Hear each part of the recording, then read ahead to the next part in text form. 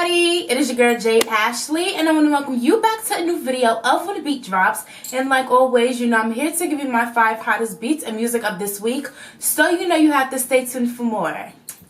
Okay guys, so first things first, before I even dive into this week's beats, if you guys see me cough, if you see me drinking, I'm drinking water, I'm sick right now, so like I have this bad cough and all of that other stuff, so disregard that. But other than that, let's dive into this week's beats. So my first beat of this week, I have to talk about the 2015 Soul Train Awards, which aired on BET and Centric last weekend Sunday, and that show was so dope. I had said on Twitter that I feel like this was the best award show to happen in 2015 thus far, and I strongly feel that. And this year's show was hosted by Erykah Badu, and I was so here for like the whole theme of the award show. You know, she had said in her intro, she was like, you know, I've been known to put, you know, spells and stuff on rappers here and there, referring to like Common, Andre 3000, Jay Electronica, because these are rappers that she was like in relationships with. So she was like, you know what, I banned all rappers from this year's show, so this is strictly R&B, strictly soul. So I was so here for just the whole theme of the Soul Train Awards this year, with the whole soul and the whole R&B and stuff like that. So I was excited about that. And I think the first thing that kind of like made headlines was in her intro, like she was, you know, being funny and stuff like that, and she was doing this thing where she was acting like she was getting phone calls. So she acted like she was getting a phone call from Andre 3000, who is one of her exes and also one of the fathers to her children. And then she acted like she had another call, and she was like, hello, who's this? Iggy Azalea? She was like, oh no, you could come, because she said, because what you're doing is definitely not rap. So that had everybody going off on social media. Everybody was like, yes, Erykah, I love you, girl. And Iggy actually kind of responded to that on Twitter this past week or something, but I mean, it wasn't that important. So, but yeah, other than that, I want to, you know, just go ahead and dive into the award show. So the very first performance was Tyrese. And when I tell you I got my life from the beginning to the end of this award show, this is why I said this is the best award show of the entire year so far. So Tyrese, he was the first performance of the night, and he performed his song Shame off of his latest album, Black Rose. And when I tell you, Tyrese, whoo, I was like, I am so glad that this is an R&B soul themed, you know, award show. And he brought just that. He brought the soul. He brought the R&B. Like, if y'all don't have that album, first of all, I have the album. It's just certain albums you have to get the physical copy. So I have the physical copy of Black Rose because that album is just so dope. He, you know, when he was promoting the album, he was an advocate for, like, you know, real R&B and stuff like that. And he definitely is the epitome of what's left of real R&B. So when I tell you he sunk his face off, he sunk his throat off, when I tell you I was getting my life, I was just feeling like it was just amazing. Like, I don't even feel like people gave him enough recognition for that one performance, because there was so many other moments in the show that kind of, like, I guess overshadowed that. But Tyrese, I seen you, I heard you, and I was here for it. But shout outs to Tyrese for his performance of Shame. The next performance was Jeremiah. He performed some song. I don't know what song he performed, but then, you know, after he performed the first part of that unknown song, he performed the song Planes. And remember, I had Planes part of my 2015 summer playlist. And once he, you know, started performing Planes and stuff like that, you know, he kind of got the audience, you know, to like get involved and get a little bit more hyper, because, you know, that was a big single for him this summer. And I'm thinking that the first song that he sung that I did not know was off of his new album. He just released the album this week, like by surprise or something like that. I think it was like held back so many times, and he just like released it or something. Yeah. But Jeremiah performed. Let's see. Jill Scott, she was one of the 2 honorees of the night. Jill Scott, she was awarded with the Lady of Soul Award. And I know Jill Scott has been around for a while. And, you know, I know her contributions to music and stuff like that. But you know that when you see these award shows and you see like these artists getting like awarded and stuff like that, it's like you know about their existence, you know about their line of work. But when you see like when they put like the little video packages together and they have the people do the speeches and the performances and stuff like that, you like, yo, like this is you know, iconic person.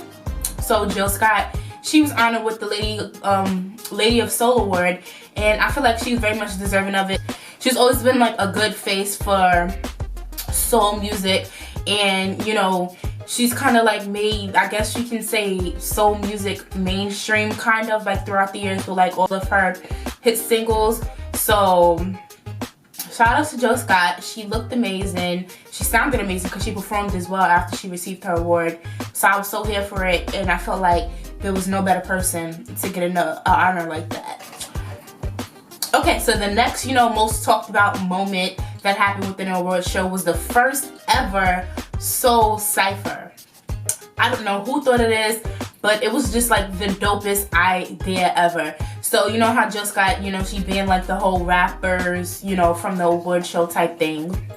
And she was saying that she came on stage and she had like this whole little auto-tune thing, and she was like, you know, rappers, y'all not the first one to use this, you know, this came out of like R&B and stuff like that. So she was like, because y'all like to steal from us, we gonna take from y'all. So that was kind of like the whole, I guess like the whole pushing force behind the whole first ever like Soul Cypher. And the Soul Cypher was dope, yo.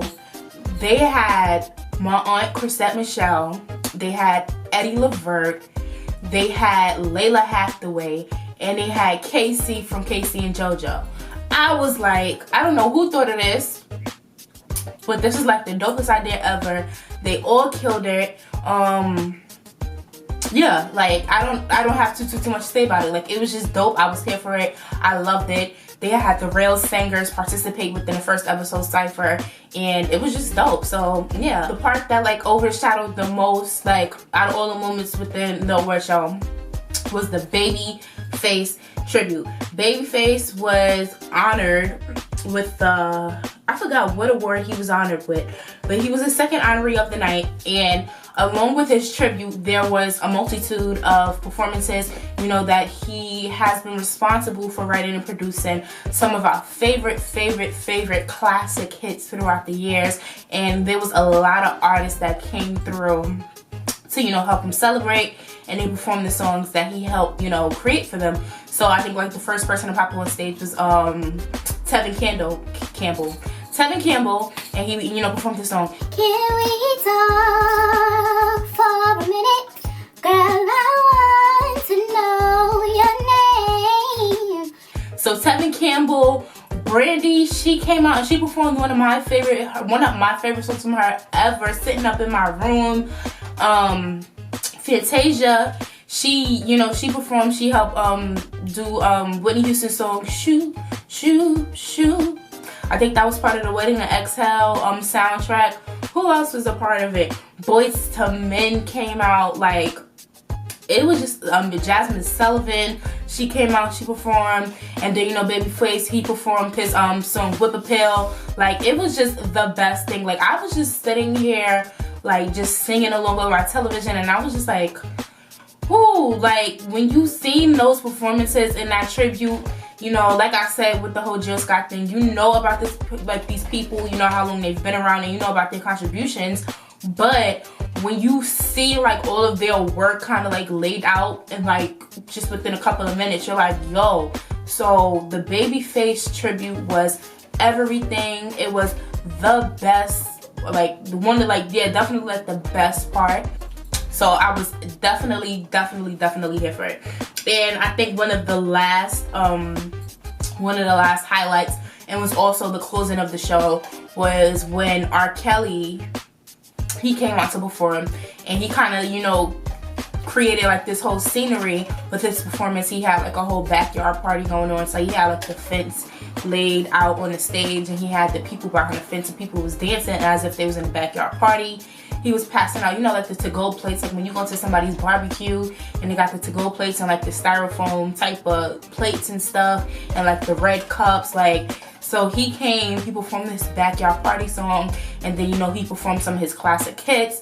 So overall, I absolutely loved the 2016, you know, Soul Train Awards. I feel like Erykah Badu, she did an amazing job. I feel like there was a lot of memorable moments, and I feel, you know, that she can host again if she wanted to. If she want to come back and she want to host again, she definitely outdid Wendy Williams, because I think Wendy was the one that hosted last year, but she definitely did an amazing job. And I like the whole theme of, you know, like the whole R&B and like the whole soul type of thing.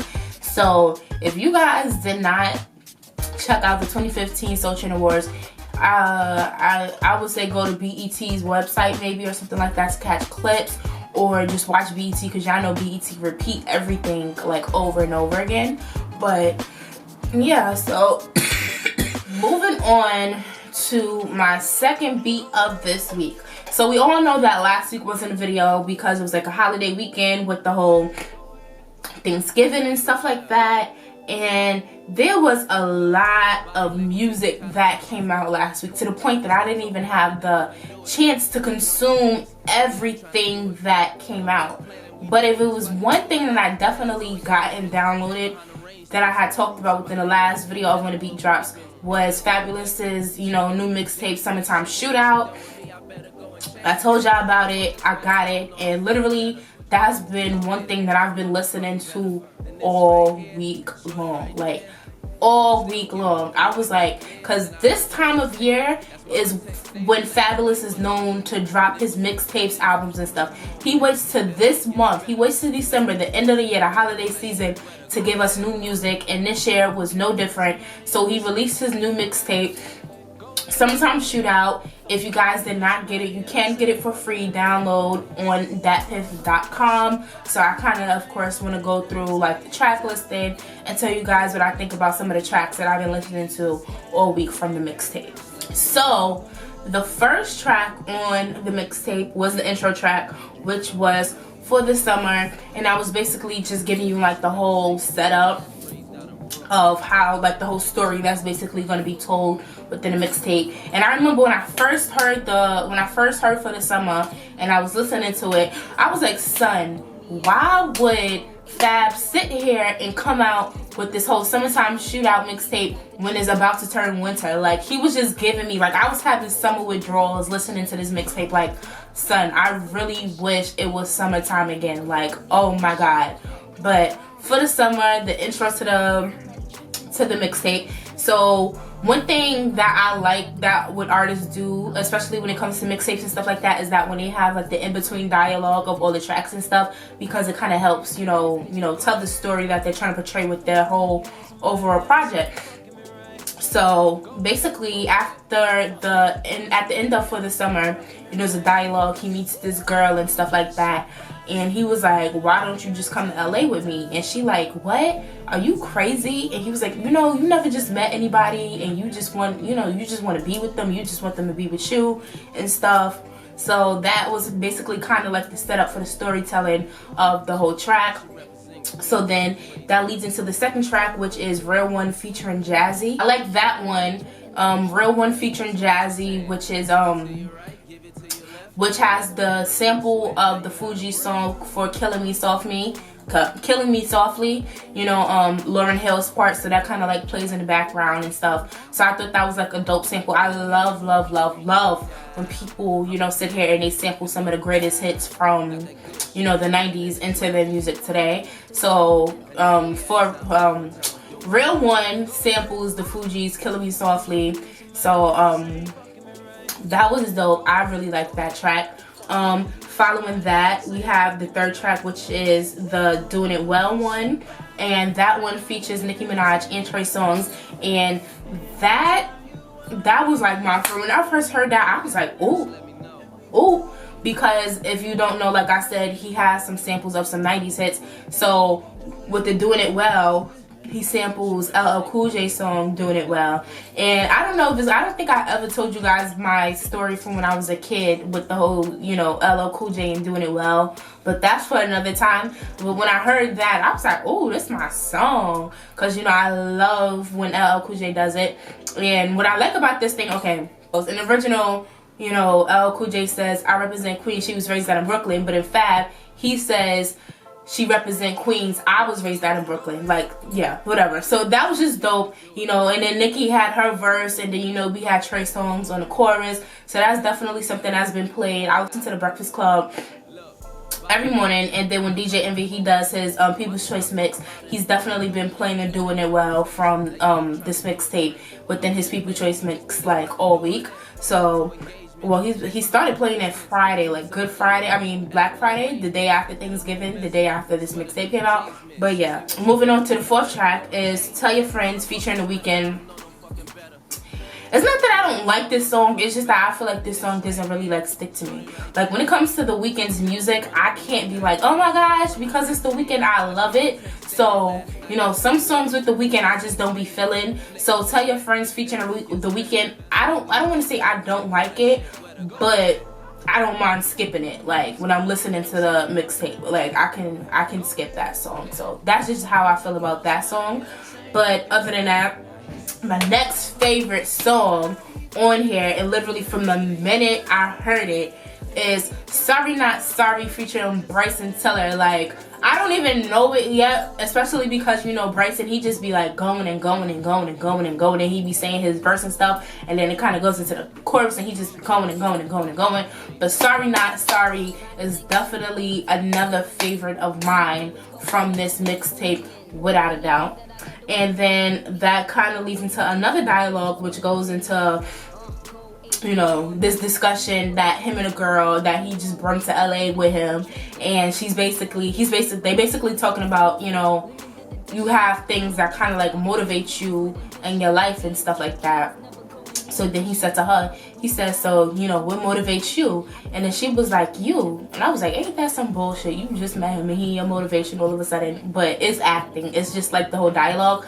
But that goes into like his song Motivation, obviously. And that's kind of set it up. And then, you know, he just basically raps about what motivates him. He talks about his kids, you know, Johan, and then, you know, him and Emily B, they just had their son Jonas, and he talked about how like Johan and Jonas is going to, you know, take over the throne and all of this other stuff. So, and then that leads into another dialogue, and this is the funny one to me, where him and the girl, like, they was like, you heard like the ice cream truck in the background, and I was just like, oh my gosh, I miss summer so much. Like, I miss summer. Like, I wish I could hear the ice cream truck right now. But they hear the ice cream truck and they go get ice cream. So then he was like, yeah, let me get some, you know, he was ordering like chocolate cones, and she was like, I want vanilla. He was like, oh, you want vanilla? And she was like, what's wrong with you? And he was like, okay, no problem. She want the vanilla. So then that goes into his song Vanilla featuring Rich Homie Quan, and that definitely has like a like the, obviously with Rich Homie on it, it gives you like that down south, you know, type of vibe and stuff like that. But that's definitely another song that I like. Following that, he has the song The Plug, and I think he actually just released the music video for The Plug. So, you know, that's another song. And then following that, number 9 is Trap Royalty. Every trap king need a trap queen. Every trap king need a trap queen. Every trap king need a trap queen, which is basically the chorus to Trap Royalty. And then number 10 is Trap Line Bling. I don't like that song, and I'm gonna tell you why I don't like Trap Line Bling. Trap Line Bling is samples, or the beat is the Drake song Hotline Bling, and I'm sick of hearing Hotline Bling now. I feel like everybody done killed Hotline Bling. Hotline Bling was dope at first, but everybody and their mother got remixes to Hotline Bling. People would like, I'm just so over Hotline Bling. So when I heard Trap Line Bling, I was like, you know what? I'm not here for it, just because I'm sick of hearing Hotline Bling. So that's just my personal opinion.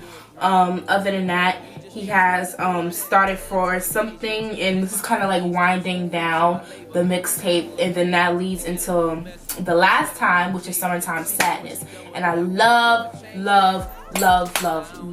Summertime Sadness.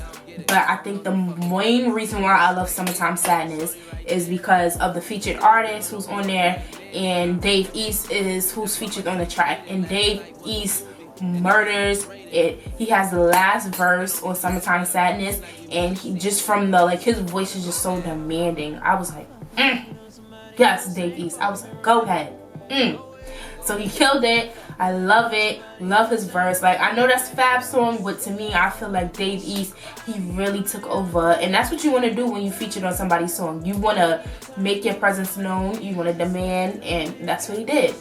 So, if you guys do not have Fab's new mixtape, Summertime Shootout, I definitely recommend it.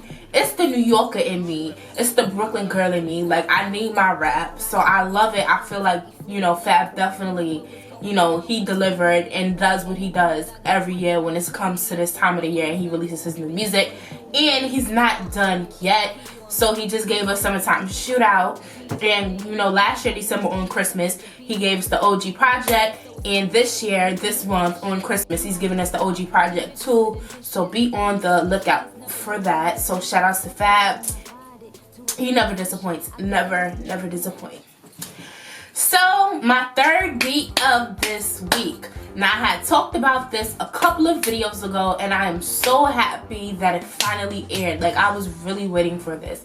And I'm actually talking about The Wiz Alive. It actually, came out, today's Friday, it came out yesterday, or it showed yesterday on NBC Thursday, December 3rd, and the cast did an amazing job. I believe they had like 11.5 million viewers in total that had tuned in, making it one of the most, viewed specials on television or something like that. So their numbers were great. They did an amazing job. Took over social media. Like, I would go on Instagram, Facebook, Twitter. Everybody was talking about The Wiz Live.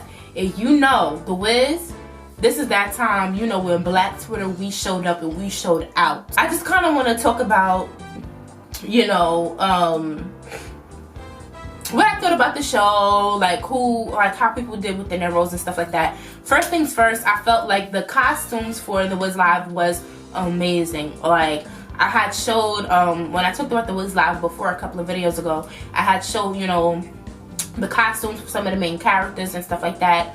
But literally, even the dancers, the extras and stuff like that, everybody had dope costumes. It was just so colorful and so thrilling that it kind of attracted you to it. And I saw a lot of people, they were kind of taking pictures and posting just the costumes and stuff like that, and oh my gosh, this would be dope to wear, or I can see people wearing this and stuff like that, or people being inspired by the costumes from the play.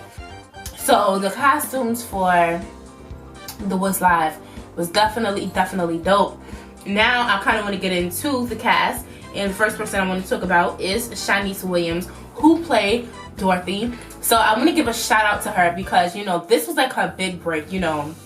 She was part of the star-studded cast. There's not one person that we did not know on that cast. So for her to come into the star-studded cast and basically just deliver and show us that she, deserved the spot. Vocally, she killed it. She just kept up with them. Had I not known any better, I would have thought that she's been doing this for years, the way she fit in with the rest of the cast. So shout out to Shanice. She did an amazing job as Dorothy. I have absolutely no complaints on this end as far as her deliverance and stuff like that. So shout outs to her. And I think she's 19. I was yo, that is dope. She's dope. And she actually, I think she came from somewhere. She's from New Jersey, but I think she studied at a performing arts college out in LA. So shout out to Shanice. Next person I want to talk about is Miss Stephanie Mills, who played the role of Aunt M. And I just love the idea that the original Dorothy from the Broadway play was there to like be a part of like this revival and like, you know, kind of introduce, you know, The Wiz to a new generation. First of all, you know, if you did not see The Wiz, I don't know what your life is about. Whether it was, you know, me personally, I was introduced to The Wiz from the movie, but I feel like everybody's like a rite of passage to like see The Wiz. So if you did not see The Wiz, you know, they kind of helped y'all out by making like the revival and, you know, stuff like that. But yeah, so Stephanie Mills, I was so glad that she was actually a part of this cast. And, you know, this time, you know, the roles were kind of like switched up. You know, she can't be Dorothy now, you know, so she played the role of Aunt M. So it was just great to see a legend like her being a part of the cast. Amber Riley, who played the Good Witch of the East. Amber Riley, I was so excited to see her because I know that Amber Riley, she sings, and that girl sang within the first couple of minutes before that first commercial break. She made sure that she tore down that stage, and I was like, Amber Riley better go ahead and sing. I was like, yes, girl, she killed it. She killed it, and it was nothing that I did not expect from her. Of course, I expected Amber Riley to kill it. So, aside from that, another person that I was so excited to see, and I had talked about, I was excited for his role in this play, was Elijah Kelly. He played the Scarecrow, and literally from that first scene that he had when she took him off, where she helped him get off the thing, and he sung the "You Can't Win," I was like, Michael Jackson is up in heaven somewhere. He is so proud of Elijah Kelly. Elijah Kelly, when I said that I knew that this was a perfect role for him, I definitely stuck by that and meant that. And perfect role for sure. Like the vocals, the dance moves, I was like, yes, Elijah Kelly. He was giving me Scarecrow realness for 2015, and I don't think there's any other person. The only other person I feel like that probably could have like obviously killed the Scarecrow role was Chris Brown, but they ain't putting Chris Brown in the play. So, but you know, Elijah Kelly, he was definitely a perfect fit to play the Scarecrow. So shout outs to him. He definitely delivered without a doubt.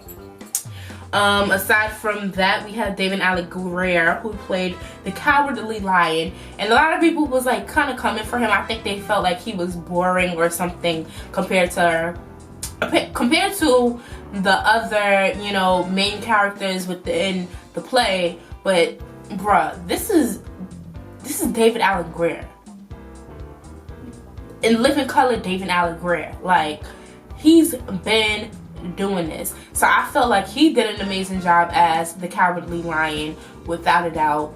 You know, he delivered, and his years, his professionalism, what he his resume, like it was no way he was not gonna pull this role off. So shout out to him. The next person I want to talk about is my uncle Neo as a Tin Man. Again, somebody that I never like kind of questioned like that they weren't gonna deliver. Like, he did an amazing job as a Tin Man. His vocals, there's not a time that I haven't heard his vocals to like not ever be on point. So shout outs to my uncle Neo. He did an amazing job. Another main person that everybody was looking to see was Mary J. Blige, as she played the Wicked Witch of the West. And a lot of people, there's a lot of memes about Mary, because you know, we talk about how she dance and stuff on stage and how she be getting down. So people had them memes of Mary, like Mary about to ease on down the road like this, like she about to get it. But Mary did an amazing job as well, playing the Wicked Witch of the West. You know, that's Mary, so you know she was about to sing. So no bad news, she did that. And the last person I want to talk about is Queen Latifah, who played the Wiz. Like, Queen Latifah did an amazing job as the Wiz. You know, it was kind of obviously like a switch up, because originally the Wiz is supposed to be a guy. So then, you know, in the play, they, you know, thought that he was the guy, and then turned out to be a girl, and yada yada yada. But I feel like Queen Latifah did an amazing job. You know, vocally wise, we all know that Queen could sing, so I feel like she did a great job. Oh, and I said the last person, we gotta talk about Uzo Aduba. Uzo, like, she played Glinda, and I didn't know she could sing. I did not know that. To me, we all know her as Crazy Eyes from Orange is the New Black. So when she came, I was like, but wait, don't Glinda sing? I was like, do Yuzo sing? So I was like, I was like, wait a minute, she gotta sing, hold on. So she did that. She did that. I did not know she could do that, and I was pleasantly surprised and pleased with her performance. So shout out to the entire cast of The Wiz. It was an amazing job. I hope somebody recorded it. BET probably low-key recorded it, and they probably gonna sit here and play it on Sunday or something like that. Y'all know how BET do. But it was great because it was live. So I don't know if it was like they had it recorded and it's gonna be like replays and stuff, or on sale on DVD, or whatever the case may be. But I will say that The Wiz Live was definitely dope, and if you didn't check it out, you missed out. So hopefully I had DVRs to like rewatch it and stuff like that. But moving on to my next topic. Moving on to my next topic, I have to talk about Rick Ross. So today his new album Black Market came out, and of course, you know, with new albums, everybody has to do their, you know, media rounds and stuff like that. So he's been on the radio stations here in New York City, and you guys know that one radio station that I faithfully watch is The Breakfast Club. So he made his rounds, and he was on The Breakfast Club, and he made headlines with his interview on The Breakfast Club because a lot of the things that he had to say. So prior to him visiting The Breakfast Club, he had released a new track called Color Money, and basically to us, Color Money was a diss track to Drake. Long story short, you know, he is the head of MMG, and you know, Meek Mill is under MMG, and you know, Meek and Drake got into what they got into. So like everybody was like, oh shit, he taking shots at Drake. So right out the back, or right out the gate in the interview, they asked him, yo, were you talking about Drake and Color Money? So this is what he had to say about that. He said, I just released Color Money, and that record is what it is. There's a lot of people that's going to interpret it in different ways. Everybody knows Rose. Y'all know how I get down. When I come. So I'll just say, let's see how it unfolds. So he didn't say yes, he didn't say no. But long story short, we was like, yes, it was about him. Yes, he was coming to Drake. Because there was one particular line that he said that they had asked him about. And that line was, in the song he said, I got more money than that pussy that you signed to. So everybody thought that he was throwing shots at Lil Wayne. But then he was like, nah, I'm not talking about Wayne. He was talking about how him and Wayne are very much cool. How he had just seen him in a club, and he had thought about them like collaborating and all this other stuff. So he was like that. When he was taking shots at Drake and he was saying, I got more money than that pussy that you signed to, he wasn't talking about Lil Wayne. So that only means that he was talking about Birdman, because like the whole Young Money and Cash Money is like one big umbrella as of right now. So then they was like, all right, so you're talking about Birdman. So he kind of basically, all of these feelings he had towards Birdman, I'm sure nobody knew about, was he kind of feels some type of way with the whole situation that Lil Wayne and Birdman are going through right now, as far as like the whole financial situation and the whole, you know, not dropping album and whatnot. So he was saying how he like kind of idolized and looked up to Lil Wayne and Birdman's relationship, you know, somebody being from the South like that.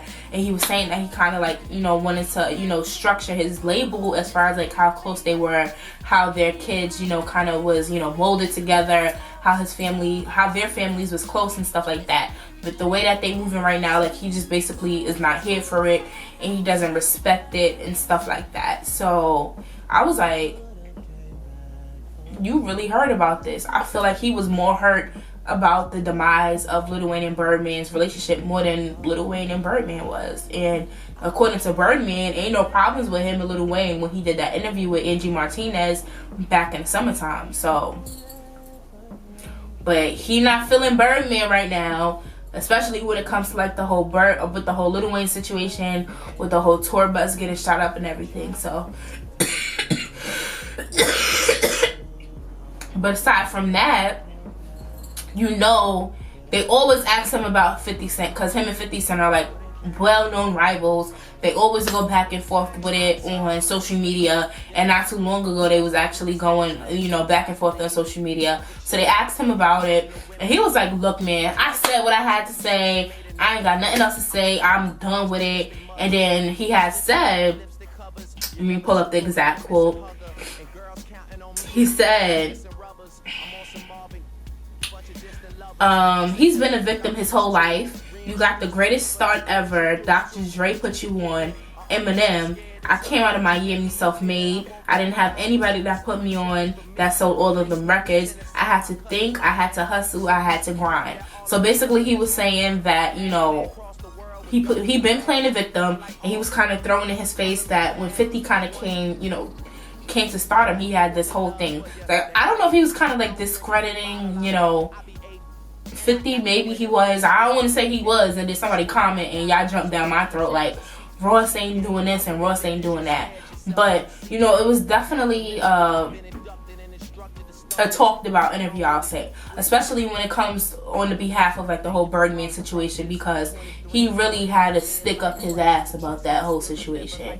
But if you guys did not check out the Rick Ross interview on the Breakfast Club, I'll be sure to link it below so you guys can check it out for yourself. And my last beat of this week, which is actually very short, and this was the news that kind of broke today that I was excited about when I first heard it, was about T.I. So I didn't even know that this was happening, but A&E, they are doing a remake. There's a lot of remakes going on nowadays and stuff like that. I just talked about The Wiz. Grease is doing a play, the remake of Grease. They're doing a live play on New Year's. And A&E in 2016, they will be airing their remake of the classic movie Roots. Now, I remember the first time I saw Roots, I was still in elementary school, and you know, it's kind of like, obviously, you know, lessons we learn about our history with like the whole slavery thing and stuff like that. So A&E, they will be actually, you know, remaking Roots, and it'll be airing on, you know, I think like two other networks, like their History Network and like their Lifetime Network. There's no exact date as of yet, but it was announced today that T.I. has been added to the cast of, you know, their remake of Roots. And T.I., he will be playing Cyrus, a headstrong slave who fights for his freedom for the Union Army against the Confederate forces. So I was like, go ahead, T.I., because y'all know he's been acting, and he had, you know, a couple of good roles here and there that we've loved him for throughout the years. But something as big as the remake of Roots, I was like, okay. And what makes it even, you know, better is that he's a part of an all-star cast. You know, he, aside from T.I. being announced today, Mekhi Phifer is a part of it, Lawrence Fishburne, Anika Noni Rose, I saw Derek Luke. Like, there's just so many people that's a part of this film. So I'm excited for T.I. This is only like a bigger stepping stone within his, you know, acting career. So shout outs to him, and congratulations on your role within Roots. When the air date comes, I'll let you guys know. So far there's no air date because they're still shooting, but it will definitely be coming out next year in 2016. So yeah, but other than that, those are my 5 hot beats of this week. Okay guys, so I want to thank you for tuning into this week's video, and like every single video, you know I have to remind you guys to comment, like, subscribe, and share. It would greatly be appreciated. I have a couple of notes to leave you guys with this week. So my first note of this week, I have to talk about Bobby Shmurda. So it was rumored this week that he was actually still opposed to, or he was trying, or it could have looked like he was about to get out of jail. You know, this month actually makes it a year that he's been locked up in jail. And the last time we kind of talked about like his whole, you know, bail situation, he had called into Hot 97 and talked about how he, you know, had the $2 million to get out, but they wanted $2 million in like collateral or something like that. I don't know how that whole thing works because, you know, I've never been in the jail system. But, you know, he actually, I think everybody thought that he was going to get out because he actually ended up getting like the $2 million in collateral but once again, for the umpteenth time, they denied his bail. Unfortunately, I don't know what's going on with this whole situation, and you know, Rowdy Rebel and whoever else in GS9 that might be like locked up with them.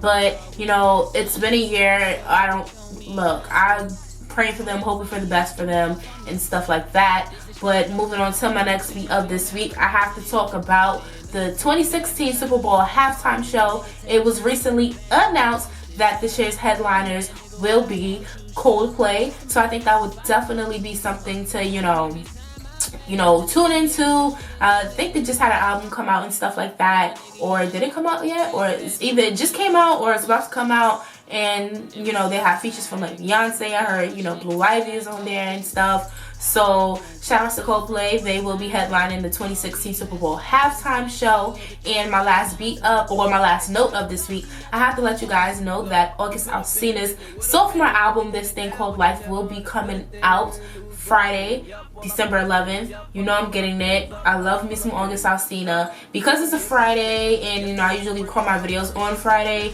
it might actually turn out to be like a first thoughts type of thing again. I've been doing those a lot lately because albums have been coming out on Fridays and I haven't been having enough time to like listen to it, and I don't want to do it too late and you know, stuff like that. But I have to remind you guys that the album's coming out December 11th, Friday. Be sure you get it because I'm definitely going to get it and I'm definitely going to talk about it. Actually, I have it pre-ordered. So yeah, pre-order it if you haven't already, or if you just want to get it when it comes out the day of, you can do that as well.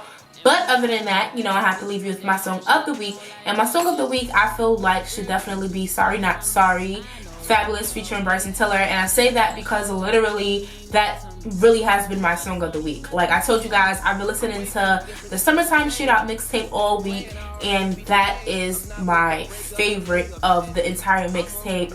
So if you guys have not checked it out, I'll figure out some way to like, you know, link it so you guys can hear it if you want to hear the song in its entirety.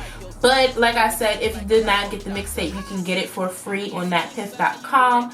But other than that, I will see you guys next week. So, bye. Yeah, guys, I'm about to just throw this in there some way, somehow. But I want to apologize for all the coughing that I did through this entire video. Like, I wasn't going to do a video because I have this bad cough, but then I was like, no, I need to do a video. So I hope y'all forgive me for that. I apologize. I couldn't control it. I tried to my best of my ability. But other than that, I will see you guys next week. So bye. Love you guys. Hey guys, thank you for watching, and don't forget to share and subscribe, and I will see you all next time.